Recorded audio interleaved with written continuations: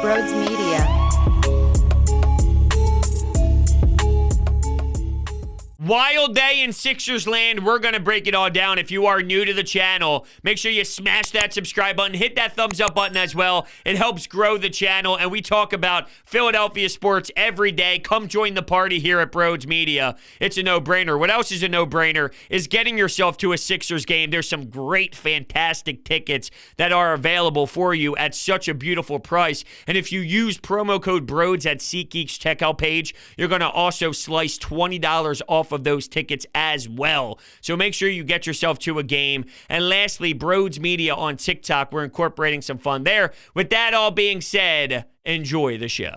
What is going on, everyone? Welcome on into Sports Talk with Broads. I would label this a very emotional day for us 76ers fans. It started off hot and heavy Monday morning to start a fresh week before a lot of us could even get a sip of coffee through our veins. We're already seeing Woj and Ramona Shelburne throw out all sorts of reports about the Sixers and the Brooklyn Nets barely having conversation within the last handful of weeks. And then, of course, we already heard about Shams just a little bit ago, that the doors are opening on a possible trade. Then we're seeing Ben Simmons of The Ringer on his show talk about how Seth Curry and Ben Simmons in a trade could possibly be enough to acquire James Harden. Then we're seeing Keith Pompey of The Inquirer mention that there's so much happening that the two are trying to communicate through a third party and going through the back channels. So when I tell you, that threw me in for a loop. And then I got to hear Joel Embiid in an interview that we're not accustomed to seriously hearing him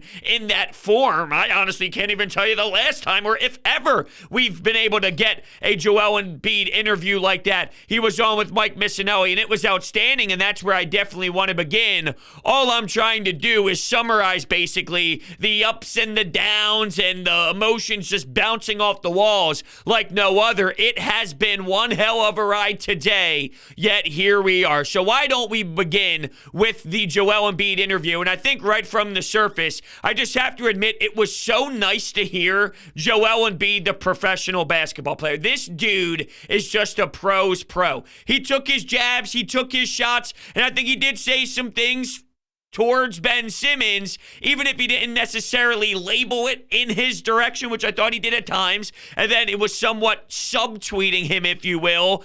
It also played within the lines, and he did it smoothly enough where, my initial takeaway, as soon as he hung up the phone and the show went to commercial break, I thought, wow, this guy's a treasure. I'm so happy to have him. There were times where I thought it was soothing just to listen to him speak about how he's parenting his child, talking about, do I want him to play basketball? I want him to be who he wants to be. And, I'm like, what am I doing here? Here I am, just embracing and enjoying the hell out of Joel Embiid speaking about how he's going to allow his child to grow up and blossom in any way that he wants to. Any way that the child wants to, what he feels is right in life, he's going to allow his son to pursue. And I'm like, this is incredible. I love this guy. He can talk about anything. He can talk about pizza. He can talk about drugs. He can talk about money. I don't give a damn. Just give me my recliner. Let me put my feet up and enjoy the show. But all I know is if you go back to where he once was,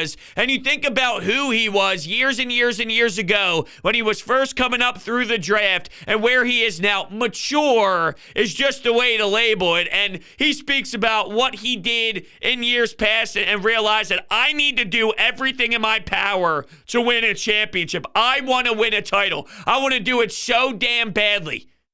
He looked at himself when things went wrong. He realized that he wasn't good enough. He had to be better. There was way more to work on in his game. So what did he do? He applied it. He went to work.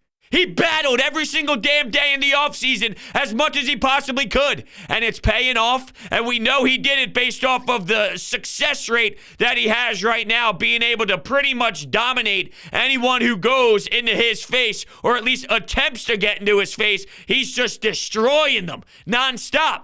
And, of course, a lot of things were brought up about Ben Simmons, and I love the fact that it went that angle. And I thought that there were some things, for example, when it comes to some of the trade comments made in the past, he goes, maybe it's deeper than that. Maybe it's deeper than that with Ben Simmons.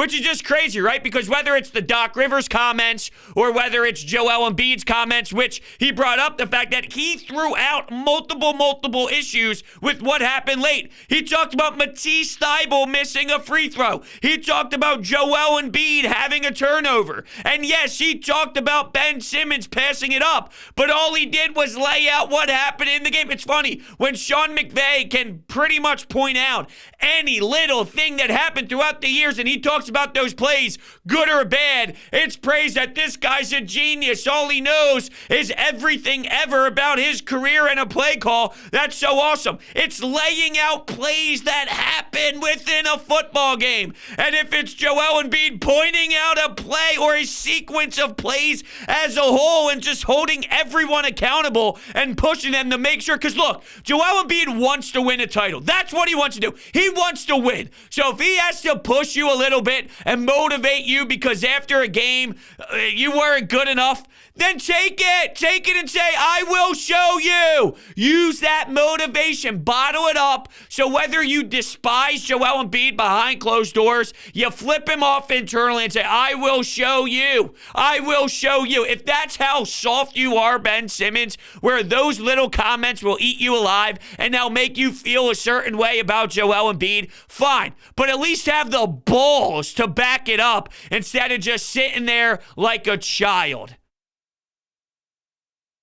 I loved listening to Joel Embiid express what he went through to get to where he is now, and basically just the way that he approaches the game night in and night out, and even throughout each offseason, and getting to the superstardom that he is right now. You could just hear it in his tone, and you could hear it in the way that he's delivering his message, how badly he wants it, and how motivated he is to get there, and doing everything in his power to put this team in a position to succeed. Now, when he was asked about, gathering more pieces and acquiring another player that could make it a bit easier for him, he did mention that the guys in the room right now, to get to the finishing goal here, they basically would have to play a perfect brand of basketball. Everyone would have to be playing at such an unbelievable level to their respectful amount, right? Everyone has to play to their version of perfect to be able to accomplish their goal, and it would be different with another player, sure, but James Harden is on the Brooklyn Nets, and that's not something he could talk about. But let's not forget that who's not a fan of Steph Curry, James Harden? So he basically said it without saying it.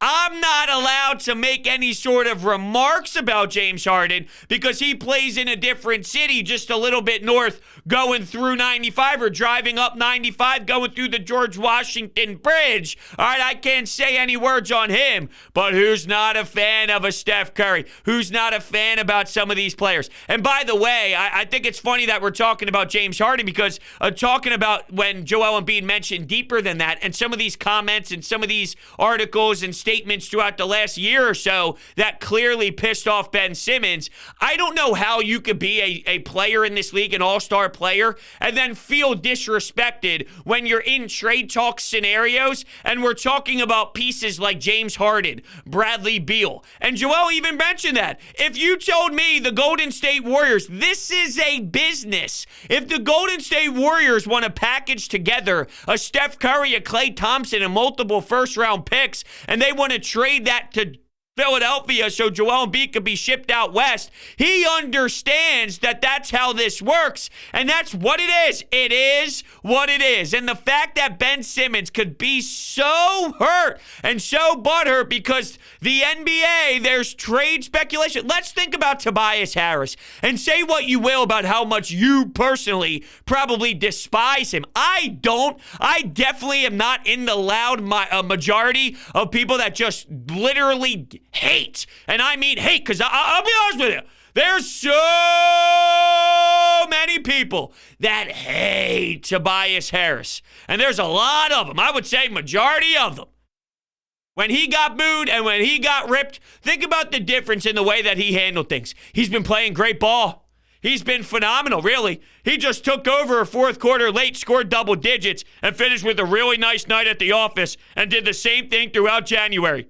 So when it got ugly for him and it was toxic and it was tough, He might not be the greatest player in the world, and he's obviously overpaid, but he answered the bell by just going out there and competing at a high level and putting his head down saying, I will get through this. I will battle through this. This is my version of adversity. Everybody has their own version of it. This is what I'm going to have to go through, and I will do everything in my power to put myself in a position to succeed and help out this basketball team. And I do love two quotes specifically, and I will point them out for you right now. When Joel Embiid was asked if he felt Ben Simmons' reaction was unreasonable, he said, oh, definitely. Definitely. And he's not wrong. To think in professional sports, after Doc Rivers has basically coddled him all season long, and he looks stupid. Let's be realistic. We called out Doc so many times as a fan base and as media members because he sounded like a fool and so bizarre for saying certain things just to support Ben as much as humanly possible. So after comments were made after Game 7, for you to freak out and to have that type of reaction, it's pretty ridiculous, and that would set you off the way that you did, to the fact where you're hiding in your car until everyone is out of the Camden facility for you to squeeze in there like a snake and go through some workouts. And it's clear that he just has issues in general with being seen by anyone, and I think the spotlight, the cameras, no matter who it is, where it is, if it's a random guy on the street or if it's someone who is a part of the 76ers organization, he's so damn unwilling to show his face to anyone right now, which is just so crazy. And that's why I think it's hysterical that there's a portion of this fan base that's so nervous to lose him. So when just randomly the team he goes to elects to play, not elects, but is scheduled to play the Sixers, he's just going to show up and dominate at a different level and destroy the 76ers nonstop after unwilling to show his face in a Sixers uniform. After this whole sitting out garbage, he'll show up in an opponent's uniform on the road on that bench and think that he'll just explode with ease and handle his business accordingly. It's hard for me to think that that's a no-brainer thought. That might be 7th, 8th, 9th, 10th on my list. I'm not saying it's impossible, but I'm definitely not betting on it. You better show me that that would happen before I actually truly convince myself that that's the Ben Simmons that we're going to see. Oh yeah, a market like Brooklyn, a New York market, after everything that's tied to him, it's so bad nationally now that no matter what city he goes to, it's going to be harsh and it's going to be brutal, and there'll be pretty much every single damn market talking about him nationally, no matter what team he's playing for. It's hard for me to think he's just going to snap his fingers and be a consistent dog out there. I mean, I will say it's a lot easier to play with a Kevin Durant, who is an isolation, give him the ball, isolation ball, breaking down defenders at his size, being able to basically play all around the court. Yeah, I mean, you could definitely hide Ben Simmons for sure. There's a difference being a Kevin Durant playing the game that he plays compared to, well, this version of Joel Embiid is so sensational. Who knows? The last handful of years before Joel Embiid has gotten to this point of stardom, yeah, obviously it was a little bit different, but now Joel is just at the top tier. And, you know, I don't want to downplay what Ben Simmons has done to Joel Embiid. When I hear his voice talk about it, no matter what he says, he's hurt by it. He doesn't like this, okay? He's bothered by it. He might not sell it as much as it does eat him alive inside, but he was backstabbed by someone who was brought into this franchise with him to turn this around after losing on purpose over again, okay? So it was a part of Joel Embiid getting here. Just like losing to the Raptors, just like losing to the Celtics when Ben Simmons wasn't there, and Brett Brown ended up getting fired after that bubble series, and the Atlanta Hawks, all of this, all of it. It might sound bizarre, but we needed this for Joel Embiid to hit this level of, I'm going to cook your ass. Seriously, though. So I know we don't want to go through this, and it's nothing that we appreciate, and realistically, we shouldn't appreciate it because Ben Simmons is ridiculous, but we don't have this level of Joel Embiid. It's something that motivates him. It aggravates him. It pushes him. Is it Joel's team? Is it Ben's team? Well, this story pushed Joel Embiid to become the leader that he is today. And the execution side, too, on the floor. I truly believe that. Another part he brought up was, he was talking about Tyrese Maxey a little bit, and then he said at some point you need to have some self-awareness and do your part. So he did take shots at Ben, and it was somewhat thrown in there as mini jabs. He didn't go overboard. I thought he did a good level of it. He controlled himself perfectly. There was a bit of I'm not going to say a rant. It was more of like he rambled, and he went way all over the map and started talking about how he can't really make a statement about James Harden, and then he started talking about his teammates, and then he somewhat got off the tracks a bit. But what impressed me about even when he did somewhat go down a path that didn't really make sense, and then by the end of it he had to tie it back together and go, oh yeah, Mike, by the way, to answer your original question, I can't answer much about James Harden because he plays for a different team, right? He kind of had to package it all up together to make sure his point was somewhat summarized and tied a bow on it, even though he went off. He never slipped up. There was nothing in this that he slipped up. And it says, one, about obviously the PR team informed him on what this was going to be like. Everyone knows when they go on the Mike Missanelli Show, whether it's Daryl Morey or any other guest, that Mikey Miss will push, and he will try and hit certain buttons, and he's not going to shy away from certain questions. He wants to get the journalistic way of interviewing here and get the answers that a journalist should ask. So he was coached up very well, but also just the fact that he handled it as cool as he possibly could. I thought that was A+ from a Joel Embiid perspective, where he was able to be him. Like, I felt I was personal. He was personal. I could personally connect with the guy who's taken over this city and being one of the greatest that we're ever going to appreciate in town for sure. No matter if he brings home a championship or not, we're never going to forget this ride that Joel Embiid puts us on. I'll never forget 50 points in 20+ minutes. I'll never forget last night where it's a casual, somewhat silent 40-10 in 30+ minutes. I mean, it was insane what he was able to do. This couple-year stretch that we're about to experience is like no other, and it's a beautiful, beautiful style of play. He was able to relate to the fans personally, relate to the hard work that he's put in, and somewhat be honest with us without crossing that border. And when he was pushed, he answered it correctly. And that somewhat, I know this sounds a little goofy, and I don't want to put too much emphasis on just answering questions on the phone, because what type of pressure is that really? You're not, you got to be honest here, though. You're a human, and you know that you're going to get somewhat cornered into a certain direction. So when you know that's the case and you don't want to slip up, you start thinking about it. Hey, don't mess up, don't mess up, don't mess up. Your heart starts beating a little bit. You get some anxiety. It's not basketball. You go on the floor and that's your comfort zone. That's what you're used to doing. And you just stay true to yourself and say, Joel, let's go play basketball. When you're answering the questions on the phone, it's a different environment, right? And you're not in that spot normally. So it throws you in for a loop. And with that, he handled himself just like he would on the floor. It defines Joel Embiid. Everything about the questions answered that were asked, honestly. And I don't think I'm going overboard. So, I know he talked about if he returned, he'd be willing to basically open his hands here and open up his arms for a Ben Simmons, because he thinks that this team is better with him than without him.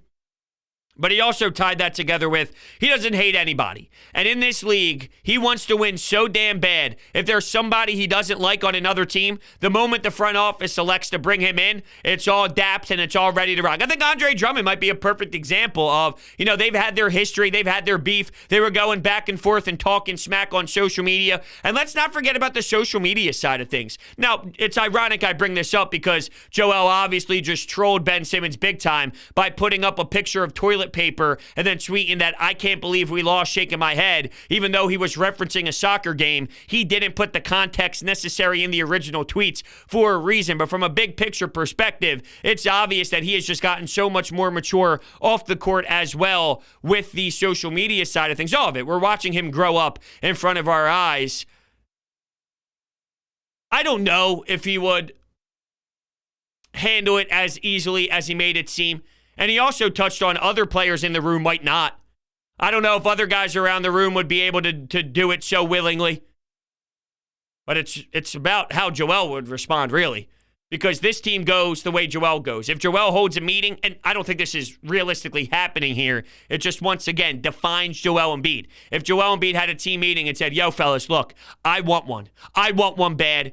You guys are going to help this team as a whole get there and going to help me get to where we need to be, and I'll lead you there.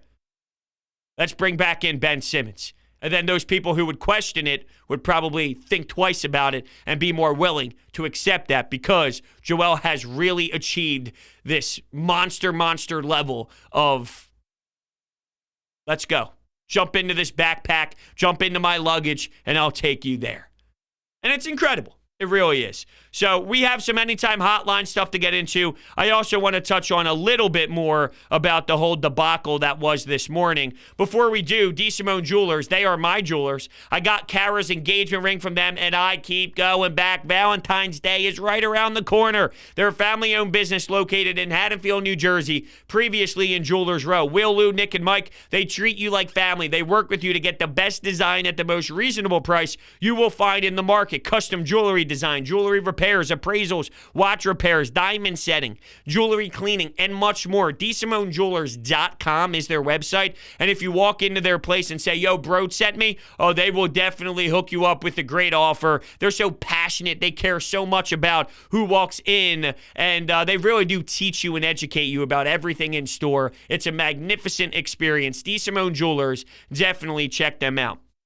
Okay, so just to summarize a little bit on where I am with this James Harden stuff is, where there's smoke, there's fire. And I truly believe deep down that there is something to this. And the fact that Ramona Shelburne is talking about James Harden and he doesn't have agents and he's working with some agents to figure this thing out, I mean, I truly believe that there's some hostility happening. And it doesn't matter what Steve Nash says. If you take the words of Steve Nash when he's getting interviewed before a game and he says, that is correct, we're not trading James Harden, he wasn't going to say anything other than that. And what bothers me, though, is there's some Sixers fans out there that hate James Harden so much that there's no way in hell that they want him here. Oh, he's old. He stinks. He's not as good as he once was. He'll be just fine with Joel Embiid, and I'll take that risk any day of the week, whether it's Seth Curry, like Bill Simmons is reporting, whether it's Matisse Thybulle. If it's Danny Green, Matisse Thybulle, or Seth Curry, I will sign the deal right now and say, let's make it happen.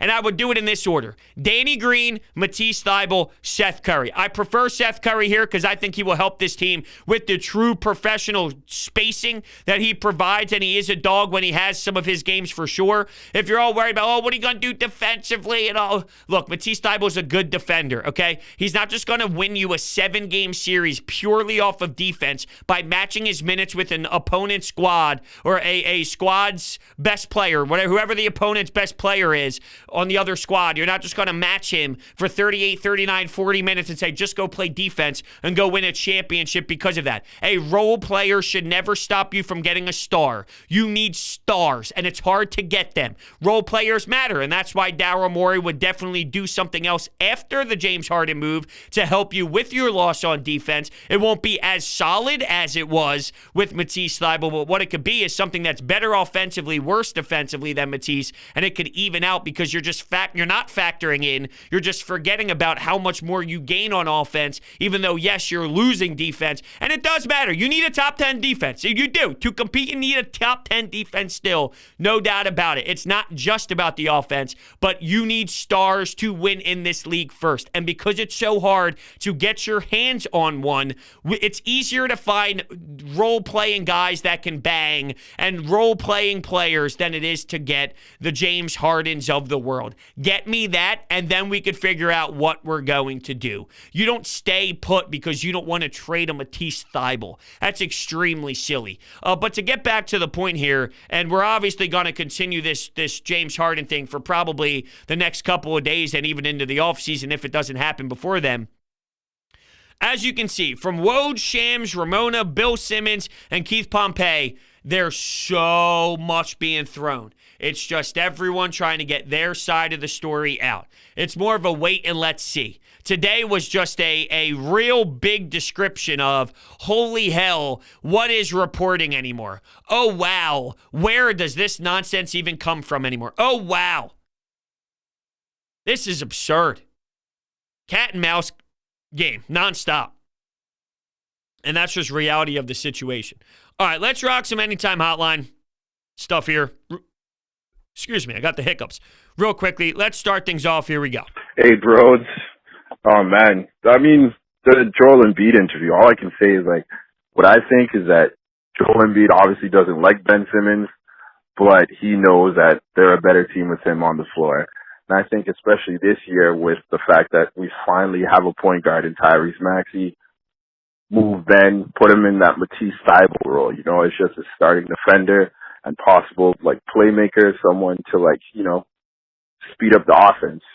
I think Joel knows that, but at the same time, he doesn't like Ben Simmons. So, I mean, personal feelings aside, he wants him there. Personally, does not want him there.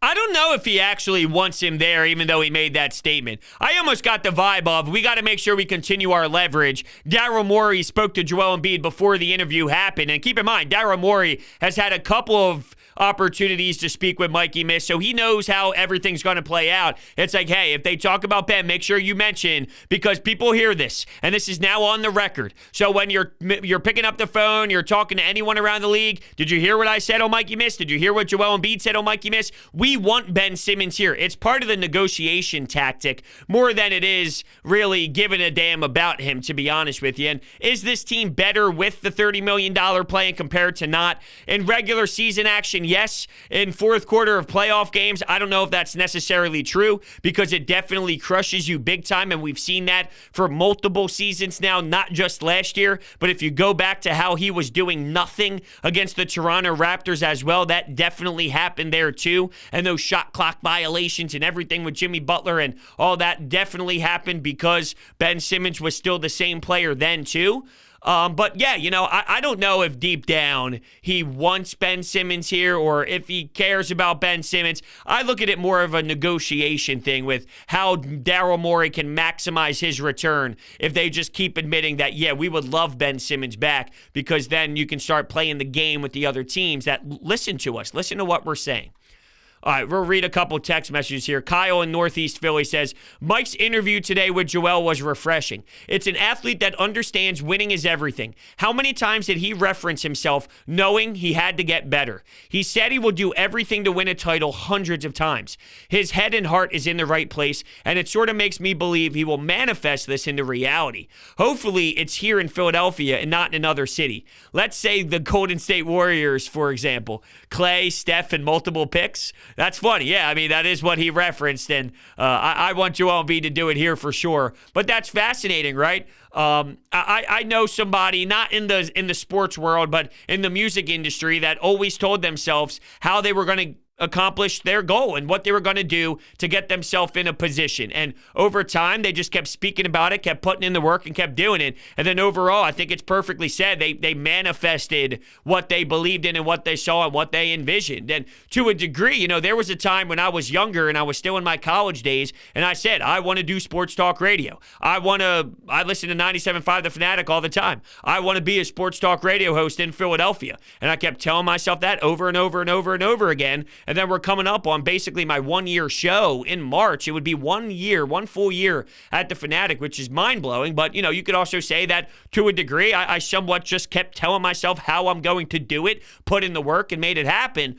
It does sound that he is so damn determined that nothing is going to come in front of him. Now, there might be seasons of toughness, and Michael Jordan had to lose, and he lost to the Detroit Pistons, the bad boy Pistons, until he eventually got to his goal. So that definitely did happen for him, and that's part of a process. So I'm not saying that he'll never lose again because he wants to win. No, but in terms of winning a title for this city, the more and more I hear it, it's like he's speaking it into existence, and that is refreshing. I like your message there, Kyle, from Northeast Philly. Thank you so much for texting. And this is Stan from Jackson, New Jersey. Embiid fired off a couple shots Ben's way. When he asked about changing anything about how the Hawks series went, he talked about the comments, but then realized there wasn't anything wrong with what he discussed by himself or with what Doc said. My words, not his. is. But maybe if Ben Simmons took the same offseason approach as Joel,